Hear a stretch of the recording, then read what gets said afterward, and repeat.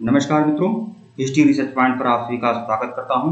NCERT history का master test चल रहा है और यह मास्टर टेस्ट संख्या 28 है। 28 जो है यह आपका टॉपिक वाइज अगर देखा जाए तो 28 है, ठीक है।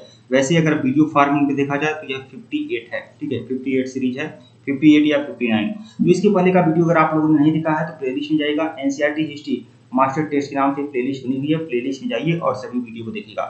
हमारा ऑफिशियल व्हाट्सएप नंबर डिस्क्रिप्शन में दिया गया है, यहाँ पर भी हमारा ऑफिशियल व्हाट्सएप नंबर शो हो रहा है 8318397276 हमारा ऑफिशियल व्हाट्सएप नंबर है। 1499 रुपए का कंप्लीट कोर्स है, क्लास 6 to 12 की पूरी एनसीईआरटी हिस्ट्री का नोट्स, चैप्टर वाइज सारे नोट्स, चैप्टर वाइज सारी test series, handwritten notes, PPT notes, lectures video आपको मिलेंगे और उसके अलावा 2500 क्वेश्चन की मास्टर टेस्ट सीरीज मिलेगी आप लोगों को क्लास 6 to 12 की, जो टीजीटी पीजीटी के लिए काफी इंपॉर्टेंट होगी। यूपीएससी के लिए, स्टेट पीसीएस के लिए, KVS, NDA, SSB, TGT PGT के लिए, बीपीएससी, टीजीटी पीजीटी के लिए, सबके लिए इंपॉर्टेंट सीरीज है। 2500 क्वेश्चन की मास्टर टेस्ट सीरीज होगी, तो केवल 1499 रुपए की सीरीज है। जो लोग हमारे कोर्स को ज्वाइन करना चाहते हैं ज्वाइन कर सकते हैं। हमारा ऑफिशियल व्हाट्सएप नंबर डिस्क्रिप्शन में दिया गया है, यहाँ पर भी हमारा ऑफिशियल व्हाट्सएप नंबर शो हो रहा है, ऊपर शो हो रहा है, आप लोग मैसेज कर सकते हैं। आइए शुरुआत करते हैं।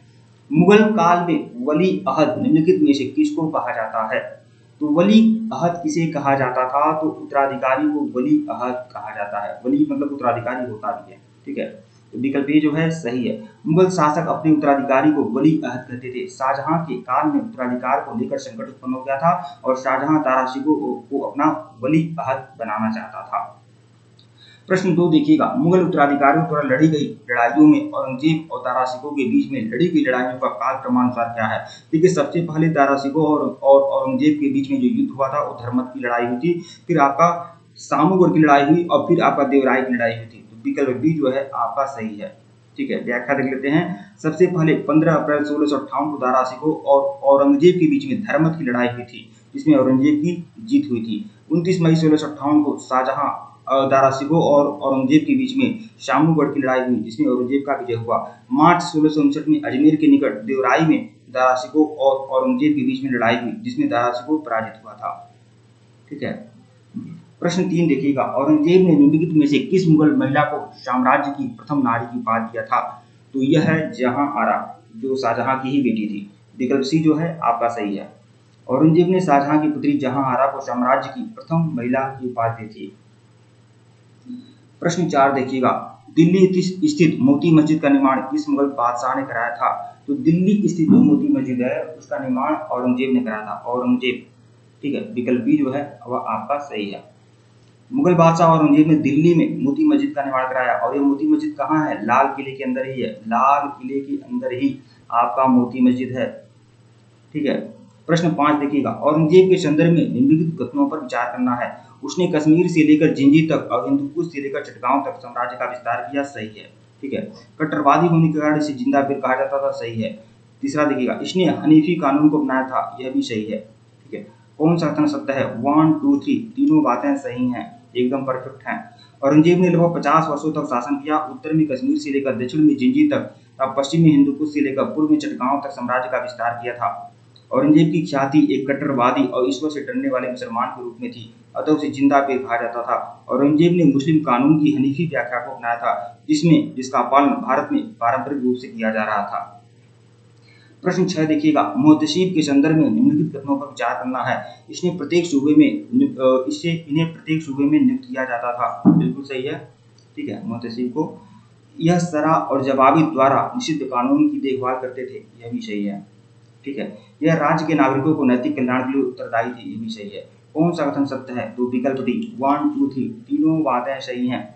उपयुक्त सभी कथन सत्य है। औरंगजेब ने अपने शासनकाल में नागरिकों के नैतिक धर्म को सुरक्षा प्रदान करते हुए मुहतसिब की नियुक्ति की थी, प्रत्येक सूबे में की थी। मुहतसिब का कार्य शरा और जवाबित में निषिद्ध कानून की देखभाल करना था, ताकि लोग शराब भांग का प्रयोग न करें। मुहतसिब की नियुक्ति के पीछे औरंगजेब का मानना था कि राज्य नागरिकों के नैतिक कल्याण के लिए जिम्मेदार है। प्रश्न 7 देखिएगा, जवाबित ए आलमगीरी निम्नलिखित में से किससे संबंधित है? यह फरमानों के संकलन से संबंधित है, जवाबित ए आलमगीरी, ठीक है। इसका व्याख्या देखिएगा, औरंगजेब ने धर्मनिरपेक्ष फरमान जारी किए, जिसे वह जवाबित कहता था। जवाबित ए आलमगीरी नामक एक कृति में उसके फरमानों का संकलन किया गया है, जिसका उद्देश्य शरा की अनुपूर्ति करना है। प्रश्न 8 देखिएगा, मथुरा का केशव राय मंदिर निम्नलिखित में से किसके द्वारा बनवाया गया था? वीर सिंह बुंदेला के द्वारा बनवाया गया था। बी जो है आपका सही है। औरंगजेब ने अपने शासनकाल में बनारस के प्रसिद्ध विश्वनाथ मंदिर, जहांगीर के शासनकाल में वीर सिंह बुद्धिला द्वारा मथुरा में बनाया गया केशव राय मंदिर, यह 2 मंदिरों को तुड़वाया था औरंगजेब ने, ठीक है, और उसके स्थान पे क्या बनवाया था, मस्जिद बनवाया था। प्रश्न 9 देखिएगा, औरंगजेब की सामाजिक सांस्कृतिक नीति के संदर्भ में निम्नलिखित तथ्यों पर विचार करना है। इसने नौरोज के त्योहार पर प्रतिबंध लगाया था, सही है। इसने झरोखा दर्शन की प्रथा बंद करवा दी थी, सही है। इसने अबवाब नाम का कर लगाया था, ठीक है, तो ये कर अबवाब नाम का कर लगाया नहीं था बल्कि बंद करवाया था। तो कौन सा कथन सत्य है, 1 सही है और 2 सही है, 1 और 2 सही है आपका, विकल्प ए जो है आपका सही है, 1 और 2।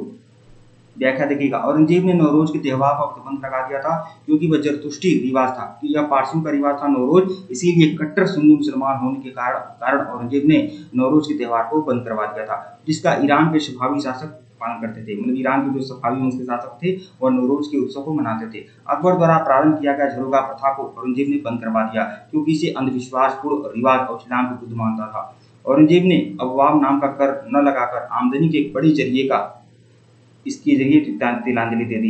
मतलब अवाम नाम का जो कर था, इससे मुगल शासक बहुत ज्यादा कर प्राप्त करते थे, लेकिन औरंगजेब ने कहा यह भी इस्लाम के विरुद्ध है, इसलिए इसने अवाम नाम का कर भी नहीं लगाया, ठीक है।